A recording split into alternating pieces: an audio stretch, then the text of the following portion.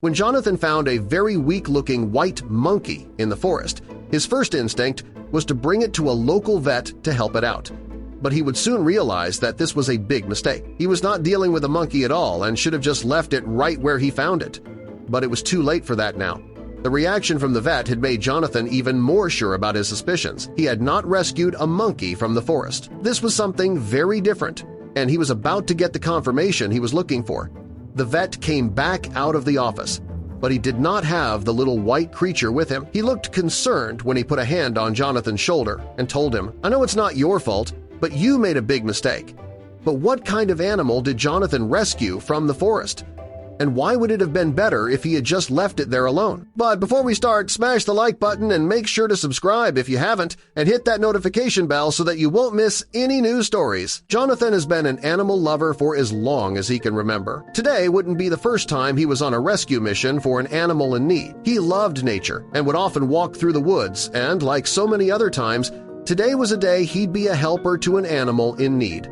Jonathan thought he'd seen it all. After all, he'd rescued dozens of animals, from birds to rodents, lost dogs and cats, and something resembling a wild boar. While on one of Jonathan's walks through the woods outside of the city, he was sure he heard an animal crying for help. He paused in the woods waiting to hear it again. It was only a few seconds until he heard the cry again. It was faint, but it was there, and most of all, it sounded like a puppy.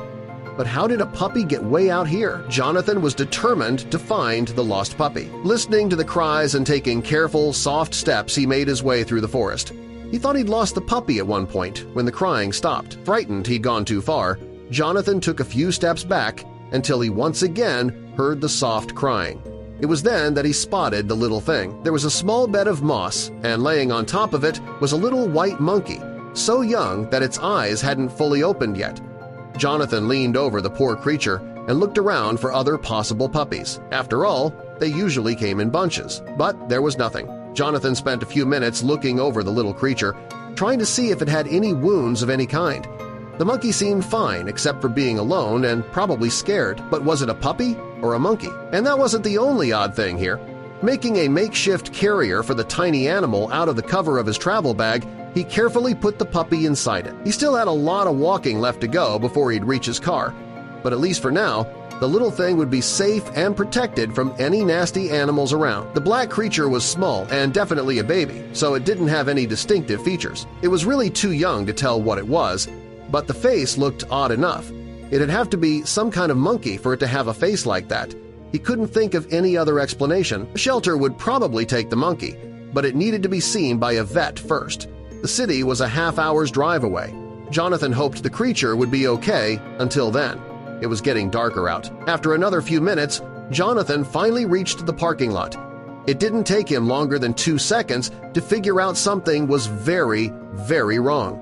The parking lot was completely empty. There wasn't anyone there. That would be normal with the rain coming in, but his car was missing too.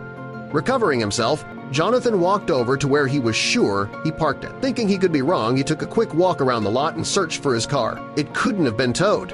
He'd parked it right here in this lot. That was perfectly legal. He went back to the first spot and found a single clue. Bending down to the pavement, Jonathan found a lot of broken glass, small fragments that he had missed earlier. It was evident now that someone had broken into his car and stolen it. How was he supposed to get back to the city now and with rain rolling in? He decided to call the police first to report his car being stolen. The baby animal in his pack was important, but right now his car took priority. Jonathan told the police what kind of car he had, the make, the model, where it had been, the license plate, and anything else he thought was important. The police told him they'd keep an eye out for it, but that was all they could do for now. He thanked them and hung up. That was done, but he was still stranded. He thought about getting to his apartment in the city, but the little creature in his pack still needed attention. He needed to get to the vet's first and then go home. Unfortunately, the vet's office was in the city, still a half hour away, and now he didn't even have a car. Jonathan checked the Uber app first. No one was willing to drive that far out of the city to come and pick him up. Jonathan was willing to pay the price for a ride, but no one was interested. Jonathan tried a taxi service next. He explained his situation, but they told him no too. They were worried it was a scam to rob them and their drivers. Thankfully for him, he only had to wait about 10 minutes before a car came turning around the bend. Jonathan thanked his lucky stars and went to work. Jonathan flagged down the car and, once he had their attention, put out his thumb, showing he needed a ride. A middle-aged woman rolled down the window of her car. Jonathan explained what had happened to him, that his car had been stolen and he needed a ride into the city. Would she believe him? As luck would have it, she was heading to the city and had no problem taking Jonathan along. She seemed kind and believed his story. As he sat in the passenger seat, he immediately heard a strange noise coming from the back seat. Jonathan sat up, clutching the bundle in his arms. The woman's Labrador approached, sniffing curiously at what was inside.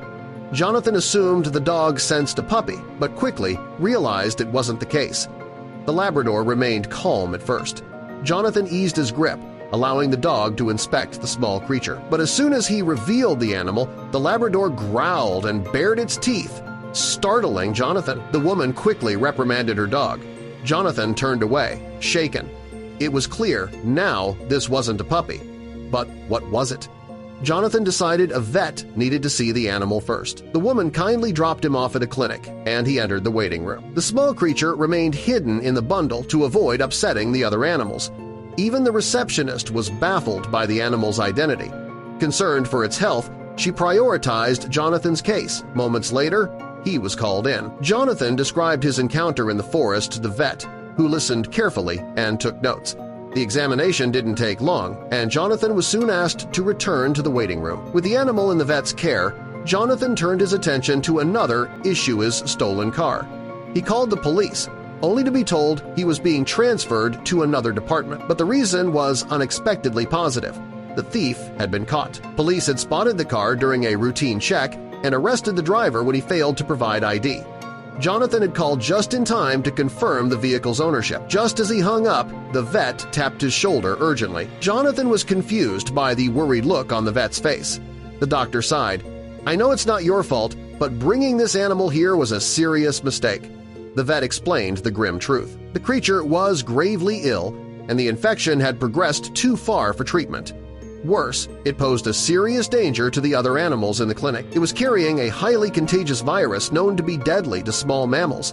Jonathan was stunned. The animal he had found was not a monkey, but a baby sugar glidera species vulnerable to this particular virus. The vet had been researching the illness, which had recently spread in the area, especially among raccoons, guinea pigs, hamsters, and rabbits. They had immediately isolated the sugar glider to prevent exposure. Jonathan felt a wave of guilt, but the vet reassured him. Neither Jonathan nor the clinic staff were at risk. Humans were immune. However, they would need to change clothes and sanitize thoroughly to avoid spreading the virus to other animals. Jonathan felt a mix of guilt and fear, but also relief that they'd contained the threat. After thorough testing, the vet later returned with good news. The other animals were safe, and they'd begin treating the infected creaturea baby sugar glider. Jonathan had suspected it wasn't a monkey or a puppy, but a sugar glider? He never would have guessed. Weeks passed. Jonathan stayed in touch with the clinic, hoping for updates. One day, the vet called he had news and asked Jonathan to come in right away. At the clinic, Jonathan was anxious. Then came a surprising question. "Have you picked a name?" After a pause, Jonathan replied, "Monkey."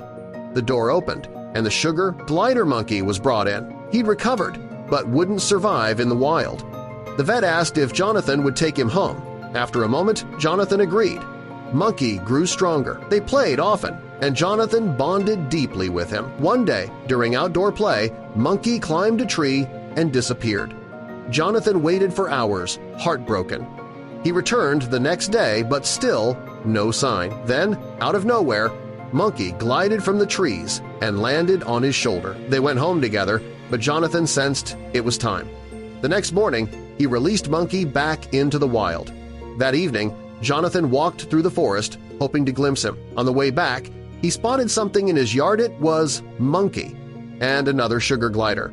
The second creature looked like it had come with Monkey. Concerned, Jonathan took both to the vet. Thankfully, the new glider was healthy. After examining them closely, the vet concluded they were likely siblings. Monkey had returned to help his sister. The vet asked if Jonathan would care for both.